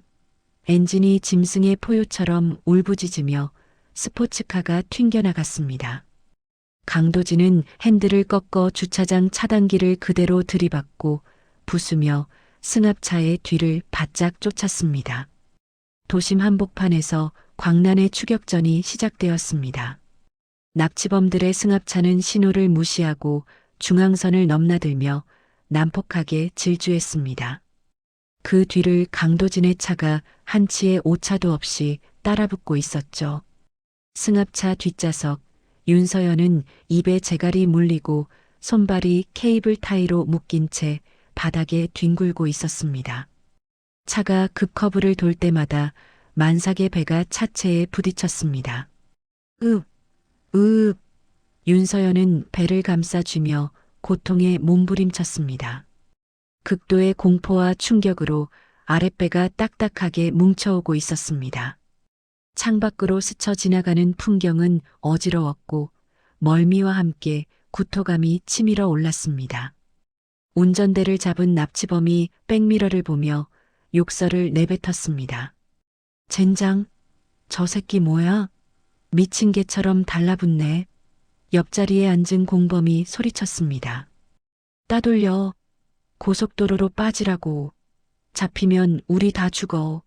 강도진은 이를 악물고 엑셀을 더 깊게 밟았습니다.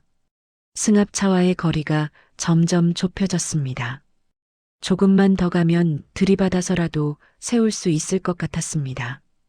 도진은 핸들을 꺾어 승합차의 측면을 노렸습니다. 쾅! 두 차량의 옆면이 부딪히며 불꽃이 튀었습니다. 승합차가 휘청거렸지만 납치범은 끈질기게 핸들을 바로잡았습니다. 그때였습니다. 퇴근 시간과 맞물려 교차로에 차량 행렬이 꽉 막혀 있었습니다.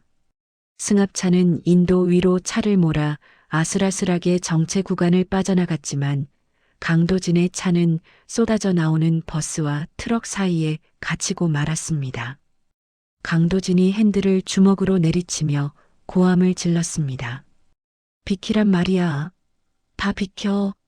경적을 울려댔지만 꽉 막힌 도로는 꿈쩍도 하지 않았습니다.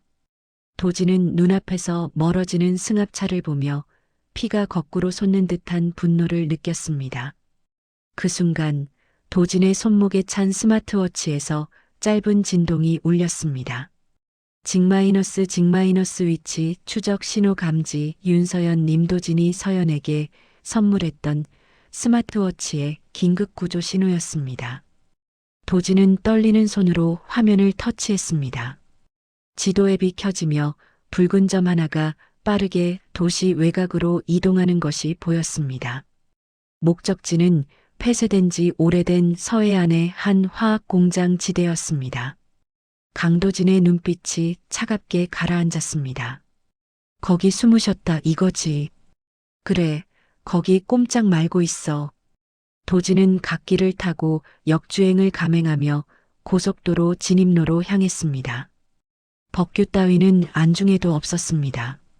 지금 그에게 중요한 것은 오직 아내와 아이의 목숨뿐이었습니다. 1시간 뒤 도시의 불빛이 사라진 어두컴컴한 폐공장 지대. 납치범들의 승합차가 낡은 창고 안으로 들어와 멈췄습니다. 창고 안은 곰팡이 냄새와 녹냄새가 진동했습니다. 납치범들은 짐짝을 나르듯 서연을 끌어내려 차가운 시멘트 바닥에 패대기 쳤습니다. 흑! 서연이 신음을 흘리며 배를 감싸 안았습니다. 묶인 손발 때문에 제대로 몸을 가눌 수도 없었습니다. 어둠 속에서 하이힐 소리가 또각또각 울려 퍼졌습니다. 낡은 드레스 차림에 머리가 산발이 된 여자가 천천히 걸어 나왔습니다. 도주 중이던 최란주였습니다. 그녀의 눈은 이미 이성을 잃은 광기로 번들거리고 있었습니다. 최란주가 서연을 내려다보며 비릿하게 웃었습니다. 어서 와, 며느라기. 여기가 내 무덤이 될 줄은 몰랐지? 서연이 공포에 질린 눈으로 뒷걸음질 쳤습니다. 어머님, 제발. 최란주가 서연의 머리채를 휘어잡으며 소리쳤습니다. 어머님이라고 부르지 마. 네가 감히 내 뒤통수를 쳐? 내 뱃속에 그 핏덩이만 아니었으면 태성그룹은 내 아들 것이었어. 네가 내 인생을 다 망쳤다고. 최란주는 품에서 날카로운 잭나이프를 꺼내 들었습니다.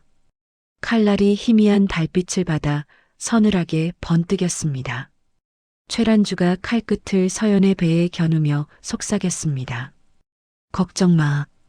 아프지 않게 보내줄게. 너랑 그 아이 한 번에 지옥으로 보내주는 게 내 마지막 잡이야. 극도의 공포가 서연을 엄습했습니다. 살려달라고 비명을 지르고 싶었지만 목소리가 나오지 않았습니다. 그때 서연의 배가 돌처럼 딱딱하게 굳더니 다리 사이로 뜨거운 물이 왈칵 쏟아졌습니다. 아! 서연이 고통스러운 비명을 질렀습니다. 양수가 터진 것이었습니다. 서연이 바닥을 긁으며 울부짖었습니다. 아, 아기가 나오려고 해요. 살려주세요. 제발 아기만은. 진통은 걷잡을 수 없이 빠르게 진행되었습니다. 허리가 끊어질 듯한 고통에 서연은 몸을 새우처럼 웅크리고 떨었습니다. 그 모습을 본 최란주가 광기 어린 웃음을 터뜨렸습니다. 하하, 꼴 좋구나. 하늘이 돕는 거야. 내 손에 피 묻힐 필요도 없이 알아서 죽어주겠다니. 최란주는 고통스러워하는 서연에게 다가가 칼을 높이 쳐들었습니다. 잘 가라. 가서 도진이 그놈이 오면 내가 안부 전해줬다고 해. 부하악 마이너스. 그때였습니다. 공장 밖에서 천지를 뒤흔드는 굉음이 들려왔습니다. 최란주와 납치범들이 놀라서 고개를 돌리는 순간 공장 입구를 막아놓은 철제 바리케이드와 셔터가 종이장처럼 구겨지며 박살이 났습니다. 콱악 마이너스. 먼지 구름을 뚫고 반파된 강도진의 스포츠카가 공장 내부로 돌진해 들어왔습니다. 차는 납치범들이 서 있는 곳 바로 앞까지 미끄러져 들어와 끼익 소리를 내며 멈춰 섰습니다. 헤드라이트 불빛이 최란주의 얼굴을 정통으로 비쳤습니다. 최란주는 눈이 부셔 팔로 얼굴을 가렸습니다. 이건 또 뭐야? 찌그러진 운전석 문이 쾅 하고 열렸습니다. 차에서 내린 강도진의 모습은 처참했습니다. 이마는 찢어져 피가 흐르고 있었고 명품 수트는 흙먼지와 땀으로 범벅이 되어 있었습니다. 하지만 그의 눈빛만큼은 지옥에서 돌아온 악기처럼 살벌하게 타오르고 있었습니다. 강도진은 바닥에 굴러다니는 쇠파이프 하나를 집어들었습니다. 묵직한 쇠파이프가 시멘트 바닥에 끌리며 소름 끼치는 소리를 냈습니다. 드르륵, 드르륵. 강도진이 피 섞인 침을 바닥에 뱉으며 낮게 으르렁거렸습니다. 다 죽여버리겠어. 도진의 시선이 바닥에 쓰러져 진통으로 신음하는 서연에게 닿았습니다. 서연의 하체가 피와 양수로 젖어 있는 것을 본 순간 도진의 이성은 완전히 끊어졌습니다. 도진이 쇠파이프를 고쳐 쥐며 납치범들을 향해 걸음을 옮겼습니다. 내 마누라랑 내 새끼 털끝 하나라도 건드린 놈들. 오늘 살아서 못 나간다. 납치범들이 흉기를 꺼내 들고 주춤거리며 뒤로 물러섰습니다. 도진에게서 뿜어져 나오는 살기가 공장 안의 공기를 얼어붙게 만들 정도였으니까요. 최란주가 악을 쓰며 소리쳤습니다. 뭐하고 있어? 저놈 잡아. 죽여버리란 말이야. 강도진이 포효하며 놈들에게 달려들었습니다. 으아. 사랑하는 여자를 지키기 위한 남자의 처절한 마지막 싸움이 시작되는 순간이었습니다. 폐공장 내부는 매캐한 흙먼지와 비릿한 피냄새, 그리고 낡은 쇠붙이들이 부딪히는 소름 끼치는 소음으로 가득 찼습니다. 강도진이 차에서 내리자마자 최란주가 고용한 용역 깡패들이 쇠파이프와 강목을 휘두르며 굶주린 늑대 떼처럼 달려들었습니다. 저 새끼 죽여버려. 으악. 강도진은 피할 생각조차 하지 않고 그들 사이로 몸을 던졌습니다. 퍽! 둔탁한 타격음이 울리고 도진의 어깨가 꺾이는 듯 휘청거렸지만 그는 고통을 느끼지 못하는 사람처럼 다시 일어섰습니다. 찢어진 이마에서 흐른 붉은 선혈이 한쪽 눈을 가려 시야가 붉게 물들었지만 반대쪽 눈은 오직 저 구석에 쓰러져 있는 윤서연만을 향해 고정되어 있었죠. 강도진은 날아오는 강목을 팔뚝으로 막아내며 뼈가 울리는 고통을 삼켰습니다. 그리고 짐승 같은 포효와 함께 눈앞의 깡패 멱살을 잡아 그대로 바닥에 내리꽂았습니다. 비켜. 내 아내한테서 떨어지란 말이야. 도진은 온몸이 피투성이가 되어가면서도 멈추지 않았습니다. 쓰러지고 깨지면서도 기어이 한 발자국씩 서연을 향해 다가가는 그의 모습은 흡사지옥불 속을 걷는 아수라와도 같았습니다. 그의 살기 어린 기세에 압도된 깡패들이 주춤거리며 뒷걸음질 쳤습니다. 마지막 남은 깡패가 칼을 꺼내 들고 달려들었지만 이미 이성을 초월한 도진에게는 상대가 되지 않았습니다. 도진은 날카로운 칼날을 맨손으로 잡아채는 무모함을 보이며 놈의 명치를 걷어찼고 깡패는 비명과 함께 나가떨어졌습니다. 거친 숨을 몰아쉬며 피 묻은 손을 털어낸 도진이 마침내 최란주 앞을 막아섰습니다. 최란주, 이제 끝이야. 하지만 상황은 도진의 예상보다 훨씬 최악으로 치닫고 있었습니다. 궁지에 몰린 최란주는 이성을 완전히 상실한 상태였습니다. 그녀는 바닥에 쓰러져 신음하는 서연의 머리채를 잡아 일으키더니 서슬퍼런 잭나이프를 서연의 목에 바짝 갖다 댔습니다. 최란주가 찢어질 듯한 목소리로 악을 썼습니다. 오지 마. 한 발짝만 더 오면 가만 안 둘 거야. 내 인생 망친 데가 톡톡히 치르게 해줄 거라고. 도진의 발이 바닥에 얼어붙은 듯 멈췄습니다. 그때 서연이 자지러지는 비명을 질렀습니다. 아, 도진 씨. 아기가 나와요. 으윽. 서연의 다리 사이는 이미 터진 양수와 하열로 붉게 물들어 있었고 그녀의 골반은 출산을 위해 무서운 속도로 벌어지고 있었습니다. 극도의 공포와 스트레스가 출산을 앞당긴 것입니다. 도진의 동공이 지진이 난 듯 흔들렸습니다. 지금 당장 서연을 구하지 않으면 산모와 아이 모두 목숨이 위태로웠습니다. 도진은 쥐고 있던 주먹을 스르르 풀었습니다. 그리고 쿵 소리가 나도록 무릎을 꿇었습니다. 도진이 피눈물을 흘리며 애원했습니다. 알았어. 알았으니까 제발 그 칼 치워. 당신이 원하는 거 다 줄게. 회사든 돈이든 다 가져가. 제발 내 아내랑 아이만은 살려줘. 부탁이야. 천하의 강도진이 자신의 발 아래 엎드려 비는 모습을 보자 최란주의 입가에 비틀린 미소가 번졌습니다. 하하, 꼴 좋구나. 내 놈이 이렇게 비굴하게 길 줄은 몰랐는데. 그래, 더 빌어봐. 내 발이라도 하자보란 말이야. 최란주는 승리감에 도취되어 잠시 칼을 쥔 손에 힘을 풀었습니다. 도진이 흐느끼며 바닥을 기는 신용을 하자 그녀의 시선이 도진의 등 쪽으로 향하며 방심한 틈이 생겼습니다. 바로 그 찰나의 순간이었습니다. 도진의 손이 바닥에 깔린 흙모래를 한 줌 움켜쥐었습니다. 지금이야. 팜마이너스. 도진이 몸을 일으키며 최란주의 얼굴을 향해 모래를 힘껏 뿌렸습니다. 아, 내 눈.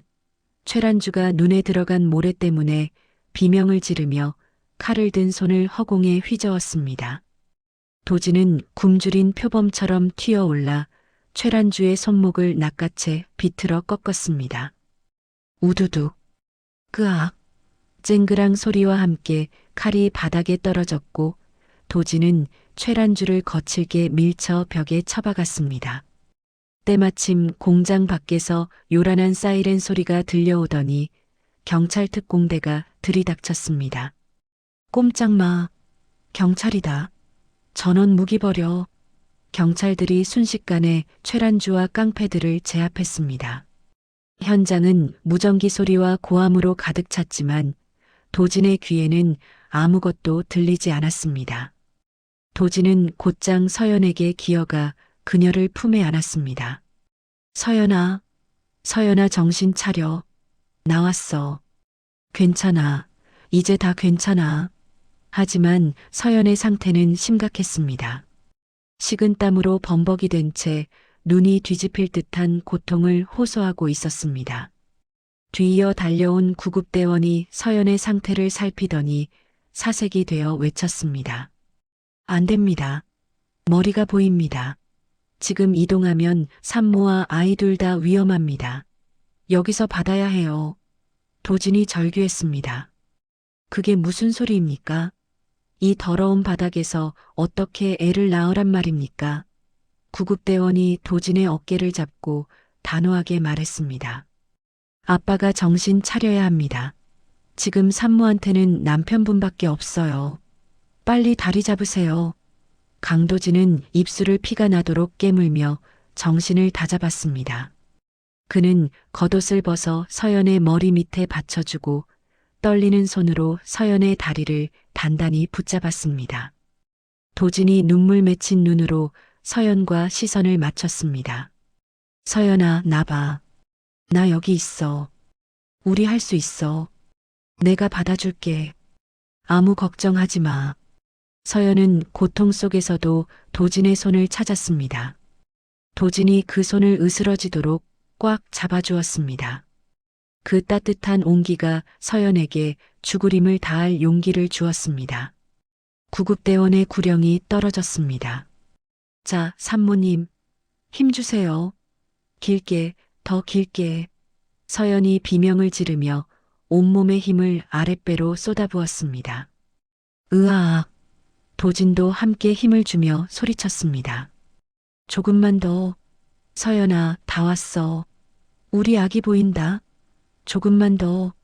피와 땀 그리고 먼지가 뒤섞인 폐공장 바닥은 세상 그 어느 분만실보다 처절하고 숭고한 생명의 전장이었습니다. 서연의 얼굴 혈관이 터질 듯 붉어지고 도진의 눈물방울이 서연의 손등 위로 뚝뚝 떨어졌습니다. 그아! 마지막 비명과 함께 묵직한 무언가가 세상 밖으로 미끄러져 나왔습니다. 응애, 응애. 우렁찬 울음소리가 폐공장의 차가운 공기를 가르고 울려 퍼졌습니다.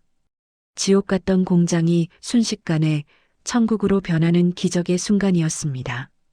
구급대원이 재빠르게 탯줄을 자르고 처치를 마친 뒤 도진이 벗어둔 셔츠와 구급 담요로 아이를 감싸 도진에게 건넸습니다. 건강한 아들입니다. 축하드립니다. 도진은 핏덩이 같은 아이를 받아들고 덜덜 떨었습니다. 너무나 작고 따뜻한 생명. 자신의 피가 흐르는 그토록 부정하려 했으나 결국 운명처럼 다시 만난 자신의 아들이었습니다.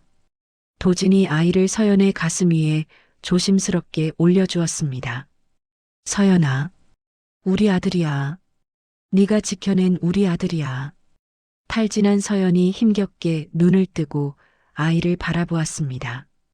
쭈글쭈글하고 핏물과 태지가 묻은 모습이었지만 서연에게는 세상에서 가장 눈부신 보석이었습니다. 서연이 떨리는 손으로 아이의 뺨을 어루만졌습니다. 안녕. 아가. 엄마야. 도진은 서연의 이마에 맺힌 땀을 닦아주며 자신의 이마를 서연의 이마에 맞댔습니다. 두 사람의 눈물이 섞여 흘러내렸습니다. 도진이 울먹이며 속삭였습니다. 고마워. 살아줘서 고마워. 나한테 이런 기적을 줘서 정말 고마워, 서연아. 사랑해. 정말 사랑해. 서연은 대답할 힘도 없어 그저 옅은 미소를 지으며 도진의 뺨에 손을 얹었습니다. 밖에서 번쩍이는 경찰차의 경광등 불빛이 폐공장 안을 붉고 푸르게 비췄지만 세 사람이 만들어낸 가족의 모습은 그 어떤 불빛보다 성스럽게 빛나고 있었습니다. 1년이라는 시간은 많은 것을 바꾸어 놓았습니다. 서울 도심의 전광판 뉴스에서는 앵커의 차분한 목소리가 흘러나오고 있었습니다. 속보입니다. 태성그룹 경영권 승계를 목적으로 며느리를 살해 교사하고 회사 돈을 횡령한 혐의로 기소된 최란주 전 이사장에게 대법원이 무기징역을 확정했습니다. 재판부는 피고인의 죄질이 매우 불량하고 반성의 기미가 없다고 판단하여 빅마이너스 강도진이 리모컨을 들어 TV 화면을 꺼버렸습니다. 그의 표정에는 분노도 통쾌함도 없었습니다. 그저 스쳐 지나가는 남의 이야기인 양 무심할 뿐이었습니다. 이제 그에게 최란주라는 존재는 인생에서 완전히 지워진 하찮은 과거의 티끌에 불과했으니까요. 도진이 책상 위에 있던 서류들을 빠르게 가방에 쓸어 담으며 손목시계를 확인했습니다. 오후 5시 55분. 똑똑. 비서실장이 결제 서류를 들고 들어오다 이미 퇴근 준비를 마친 도진을 보고 헛웃음을 터뜨렸습니다. 회장님, 벌써 가시게요? 퇴근 요정이라는 별명, 진짜 마음에 드셨나 봅니다. 도진이 서류 가방을 챙겨들며 씩 웃었습니다.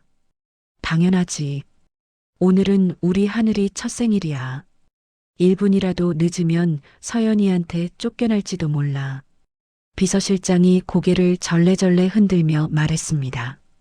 과거의 그 얼음마왕 강도진 전무님이 맞나 싶습니다. 어서 가보십시오. 오늘 행사장은 제가 완벽하게 세팅해뒀습니다. 수고해. 도진은 뒤도 돌아보지 않고 집무실을 나섰습니다. 지난 1년간 태성그룹은 도진의 투명 경영 선언 덕분에 창사 이래 최고 주가를 경신하고 있었습니다. 하지만 도진에게 최고 경영자라는 타이틀보다 더 소중한 것은 바로 하늘이 아빠 그리고 서연이 남편이라는 이름이었습니다. 1시간 뒤 시내 최고급 호텔 그랜드 볼룸. 화려한 꽃장식과 은은한 조명 아래 수백 명의 하객이 모여 웅성거리고 있었습니다. 오늘은 도진과 서연의 아들 강하늘 군의 첫 돌잔치가 열리는 날이었습니다. 사회자가 마이크를 잡고 목청을 높였습니다. 자, 오래 기다리셨습니다. 오늘의 주인공 가족이 입장합니다. 뜨거운 박수로 맞아주십시오. 웅장한 음악과 함께 문이 열리고 도진과 서연이 모습을 드러냈습니다. 서연은 순백의 드레스를 입고 품에 아이를 안고 있었습니다. 1년 전 폐공장 바닥에서 죽을 고비를 넘겼던 사람이라고는 믿기지 않을 만큼 건강하고 우아한 자태였습니다. 도진은 턱시도를 말끔하게 차려입고 시종일관 서연의 허리를 감싸며 에스코트했습니다. 하객들이 환호성을 질렀습니다. 어머, 아기 좀 봐. 도진 회장이랑 판박이네. 서연 씨 정말 예뻐졌다. 고생 끝에 낙이 온다더니. 도진의 품에 안긴 하늘이는 수많은 사람을 보고도 울기는커녕 방긋방긋 웃으며 고사리 같은 손을 흔들었습니다. 그 모습에 도진은 입이 귀에 걸릴 듯 했습니다. 도진이 아이의 볼에 뽀뽀를 퍼부으며 말했습니다. 우리 아들 무대 체질인가 봐. 커서 아빠보다 더 인기 많겠는데? 서연이 피식 웃으며 도진의 옷매무새를 다듬어 주었습니다. 하늘이가 누굴 닮아서 이렇게 겁이 없나 했더니 당신 닮았나 봐요. 단상에 오른 세 가족은 행복 그 자체였습니다. 식이 진행되는 동안 도진은 잠시도 서연과 아이에게서 눈을 떼지 못했습니다. 물을 챙겨주고 아이의 침을 닦아주며 꿀이 뚝뚝 떨어지는 눈빛을 보냈죠. 드디어 돌잔치의 하이라이트, 돌잡이 시간이 돌아왔습니다. 테이블 위에는 명주실, 판사봉, 청진기, 돈, 그리고 도진이 평소 아끼던 만년필이 놓여 있었습니다. 사회자가 분위기를 띄웠습니다. 자, 과연 태성그룹의 황태자 하늘군은 무엇을 잡을까요? 돈? 명예? 아니면 건강? 서연이 하늘이를 테이블 앞에 내려놓았습니다. 하늘이는 엉금엉금 기어가더니 물건들을 호기심 어린 눈으로 살폈습니다. 하객들이 숨을 죽이고 지켜보는 가운데 하늘이는 5만 원권 지폐를 집으려다 말고 휙 지나쳤습니다.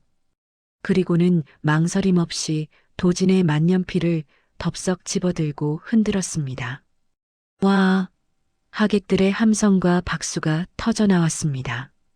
도진이 호탕하게 웃으며 하늘이를 번쩍 들어올렸습니다. 하하, 역시 내 아들이야. 아빠처럼 훌륭한 경영자가 되려나 봅니다. 하늘이가 만년필을 쥔 손으로 도진의 코를 잡고 까르르 웃었습니다. 도진은 그런 아들이 사랑스러워 어쩔 줄을 몰랐습니다. 돌잡이가 끝나고 도진이 마이크를 잡았습니다. 장내가 조용해지자 도진은 잠시 감회에 젖은 듯 서연을 바라보다가 하객들을 향해 입을 열었습니다. 귀한 시간 내주신 여러분께 진심으로 감사드립니다. 사실 지난 1년은 제 인생에서 가장 힘들었지만 동시에 가장 기적 같은 시간이었습니다. 도진의 목소리가 살짝 떨렸습니다.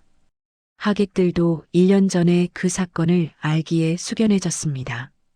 도진이 서연의 손을 꽉 잡으며 말을 이었습니다. 어리석은 오해로 소중한 사람을 잃을 뻔했습니다.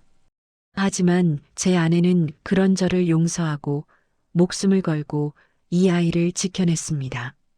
저를 다시 사람답게 살게 해준, 저를 구원해준 제 아내 윤서연에게 이 모든 영광을 바칩니다. 서연아, 고맙다. 그리고 사랑한다. 도진이 허리를 숙여 서연에게 인사하자 서연의 눈가에 그렁그렁하던 눈물이 주르륵 흘러내렸습니다. 하객들은 두 사람의 시련을 이겨낸 단단한 사랑에 기립박수를 보냈습니다. 뽀뽀해, 뽀뽀해. 어디선가 짓궂은 외침이 들려오자 도진은 기다렸다는 듯 서연을 끌어당겨 진하게 입을 맞췄습니다. 하늘이는 엄마 아빠 사이에서 눈을 동그랗게 뜨고 박수를 쳤습니다. 행사가 모두 마무리되고 손님들이 하나둘 돌아간 늦은 밤, 도진과 서연은 호텔 테라스로 나왔습니다.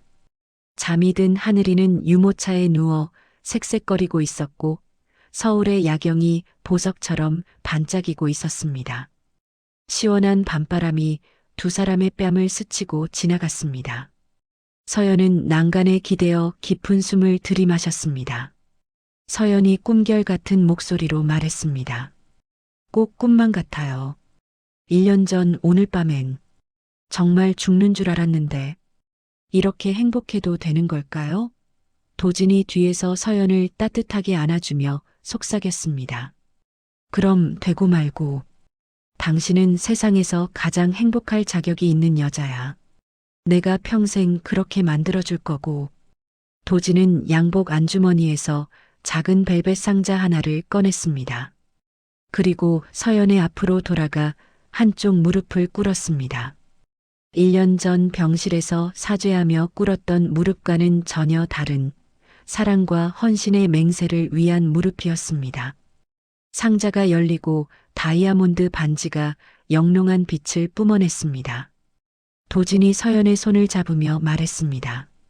그때 병원에서 약속했잖아. 다시는 당신과 아이 놓지 않겠다고. 이 반지 늦었지만 다시 끼워주고 싶었어. 윤서연, 나랑 평생 함께 해줄래? 서연은 벅차오르는 감동에 입을 틀어막고 고개를 끄덕였습니다. 네, 그럴게요. 평생 당신 옆에 있을게요.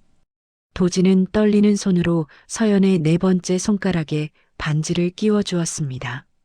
그리고 자리에서 일어나 서연을 부서질 듯 꽉 끌어안았습니다. 그 순간 밤하늘에서 펑 하는 소리와 함께 불꽃놀이가 시작되었습니다. 형형색색의 불꽃이 어두운 밤하늘을 수놓으며 화려하게 터졌습니다. 잠든 하늘이가 깜짝 놀라 칭얼거리자 두 사람은 동시에 유모차를 들여다보며 웃음을 터뜨렸습니다.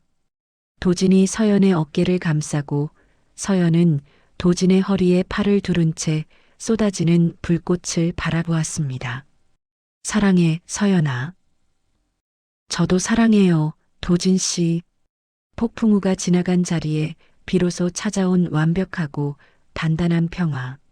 서로를 바라보는 두 사람의 눈동자 속에 밤하늘의 불꽃보다 더 찬란한 사랑이 일렁이고 있었습니다. 엇갈린 운명으로 시작되었지만 결국 서로가 서로의 구원이 되어 완성된 해피엔딩이었습니다.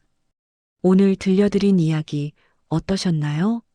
거짓된 진단서 한 장으로 시작된 잔인한 오해, 그리고 그 속에서도 끝내 피어난 생명의 기적이 가슴을 먹먹하게 만드는 시간이었습니다.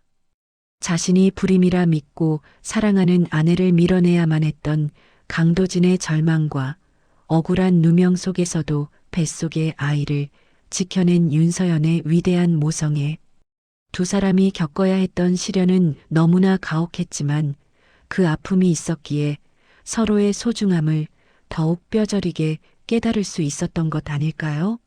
거짓과 탐욕으로 타인의 인생을 망치려 했던 최란주의 비참한 최후를 보며 결국 진실은 반드시 승리한다는 권선징악의 교훈도 다시 한번 마음에 새기게 됩니다. 비 온 뒤에 땅이 더 굳어진다는 말처럼 거친 폭풍우를 이겨낸 도진과 서연, 그리고 선물처럼 찾아온 하늘이가 앞으로 그려갈 날들은 매일매일이 눈부신 봄날일 것입니다.